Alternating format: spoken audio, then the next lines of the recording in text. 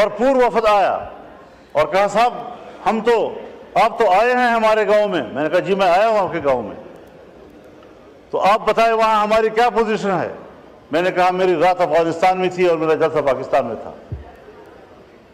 Durand line انہوں نے مجھے بتایا کہ یہ لکیر ہے, کسی کے گھر کے بیچ میں سے گزر رہا ہے, کسی کے مسجد کے بیچ میں سے گزر رہا ہے. ان لوگوں پر آپ اس قسم کے قدغنے لگائیں گے.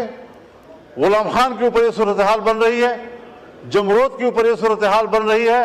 ذرا اپنے شرائط لگائیں. دوسری بات یہ ہے جناب اسپیکر, ہمارے ہاں آپ 1000 ٹیکس لگائیں, میں پارلیمنٹیرین بھی ہوں, 40 سال اس سیاست کی خارزار وادی سے گزر کر آج کھڑا ہوں.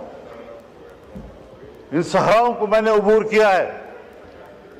آپ کے ملک کے عوام آپ کو ٹیکس نہیں دیں گے, اس لیے کہ عوام کو آپ پر اعتماد نہیں ہے.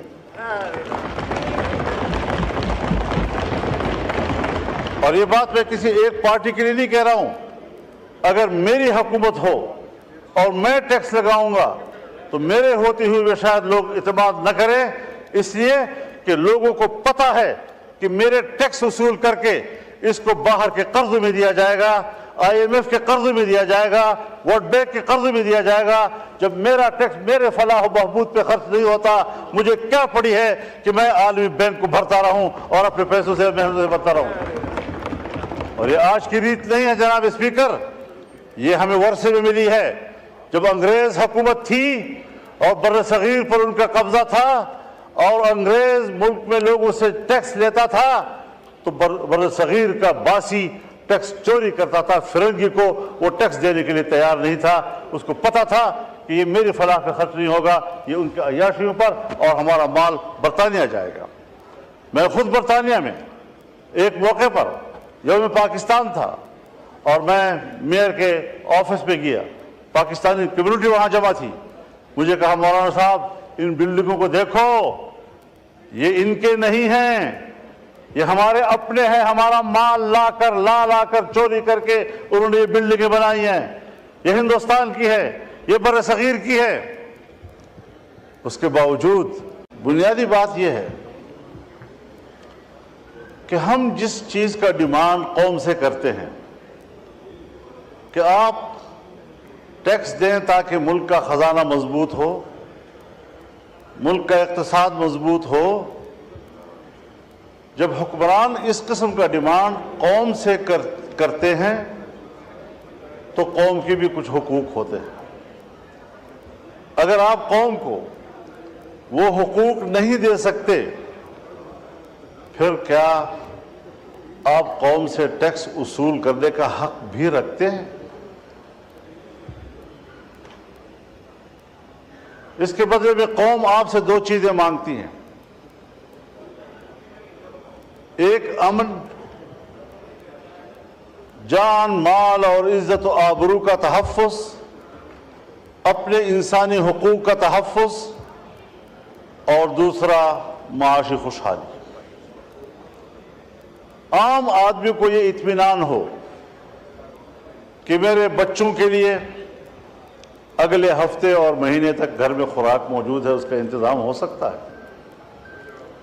لیکن کیا ہم نہیں سمجھتے یہ بات کہ ہمارے ملک میں ہر جگہ نہ صحیح لیکن بیشتر علاقوں میں صورتحال فاقوں تک پہنچی ہے, کاروبار ختم ہو چکے ہیں, اور میں تو دیکھتا ہوں ہم نے آپریشنز کیے, لوگوں کو کہا آپ گھر بار چھوڑ دیں, سوات سے لے کر وزیرستان تک تمام علاقوں کو خالی کر دیا گیا. عوام نے اپنے ملک کے اندر ہجرت کی. ہمارے وہ قبائلی خواتین جو اپنے خاص ماحول میں اور خاص کلچر کے اندر زندگی گزارتے رہے, انہیں آپ نے صحراؤں میں جا کے بٹھایا, ان کو بازاروں میں بھیک مانگنے پر آپ نے مجبور کیا, اس کے چادر کو تم نے تار تار کیا، اور ابھی میرے پاس وفود آئے ہیں، ابھی میرے پاس وفود آئے ہیں۔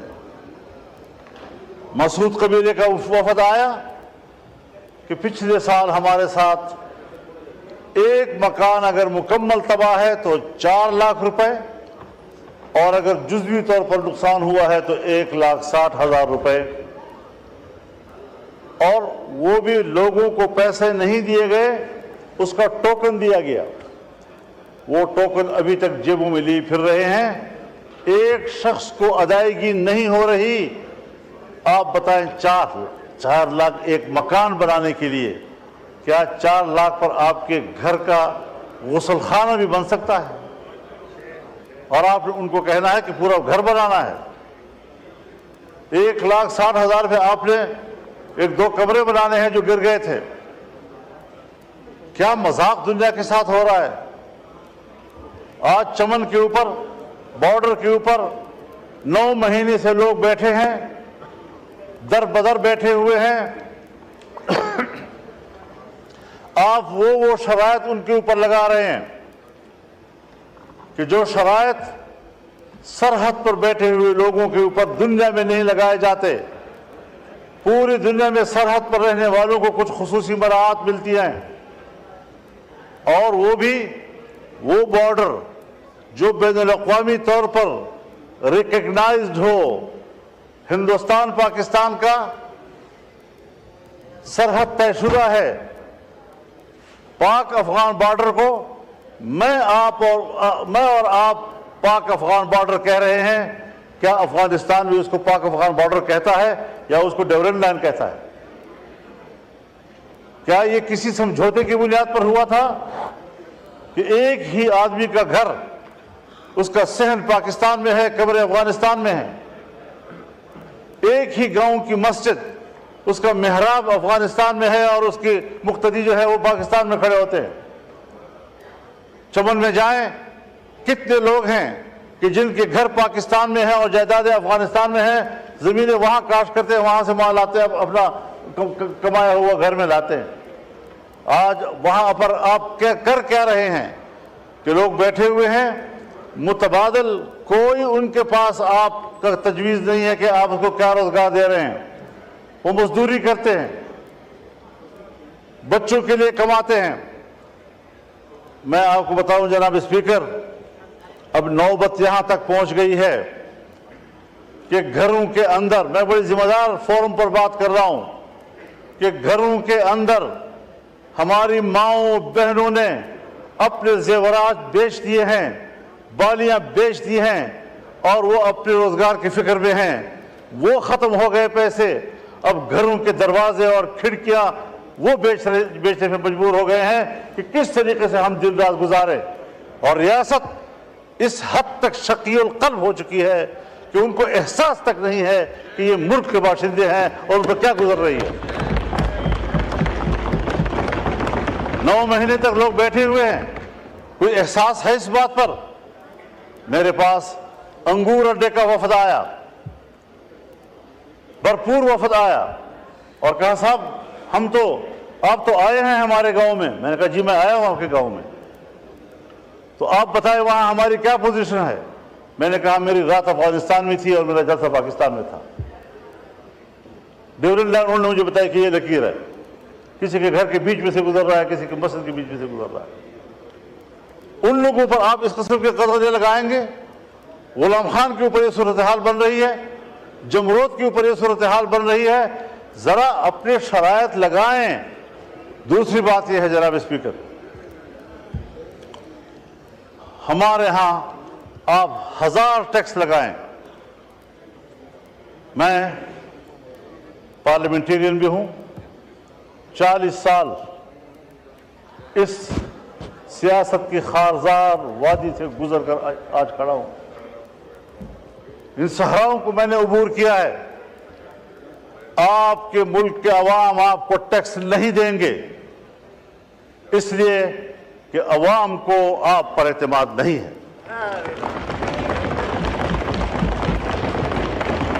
اور یہ بات میں کسی ایک پارٹی کے لیے نہیں کہہ رہا ہوں.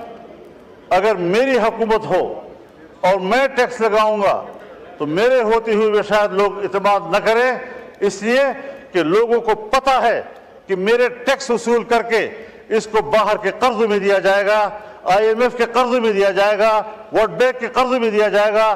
جب میرا ٹیکس میرے فلاح و بہبود پہ خرچ نہیں ہوتا، مجھے کیا پڑی ہے کہ میں عالمی بینک کو بھرتا رہوں اور اپنے پیسوں سے محنت سے بھرتا رہوں. اور یہ آج کی ریت نہیں ہے جناب اسپیکر، یہ ہمیں ورثے میں ملی ہے. جب انگریز حکومت تھی اور بر صغیر پر ان کا قبضہ تھا اور انگریز ملک میں لوگوں سے ٹیکس لیتا تھا تو بر صغیر کا باسی ٹیکس چوری کرتا تھا. فرنگی کو وہ ٹیکس دینے کے لیے تیار نہیں تھا.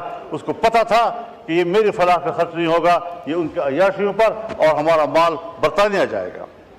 میں خود برطانیہ میں ایک موقع پر یوم پاکستان تھا اور میں میئر کے آفس میں گیا، پاکستانی کمیونٹی وہاں جمع تھی.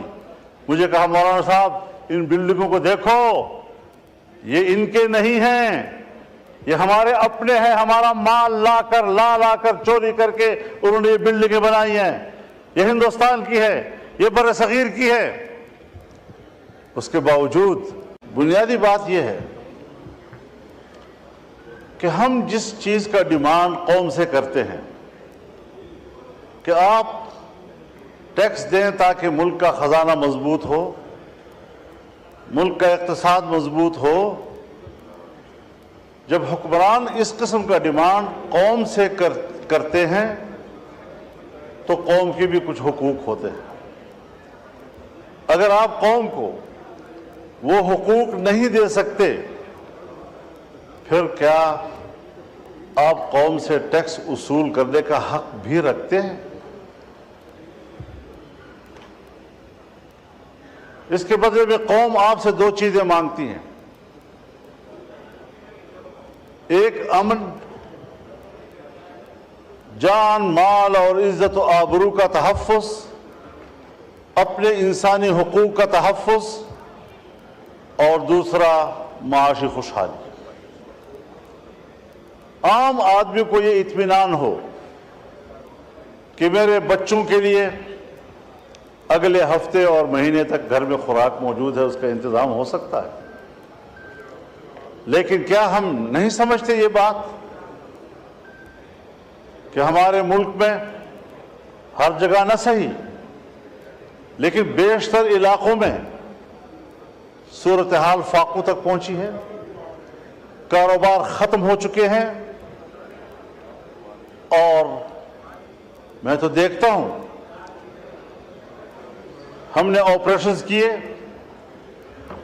لوگوں کو کہا آپ گھر بار چھوڑ دیں،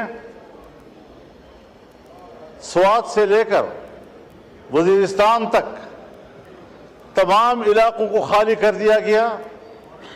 عوام نے اپنے ملک کے اندر ہجرت کی. ہمارے وہ قبائلی خواتین جو اپنے خاص ماحول میں اور خاص کلچر کے اندر زندگی گزارتے رہے، انہیں آپ نے صحراؤں میں جا کے بٹھایا، ان کو بازاروں میں بھیک مانگنے پر آپ نے مجبور کیا، اس کے چادر کو تم نے تار تار کیا. اور ابھی میرے پاس وفود آئے ہیں،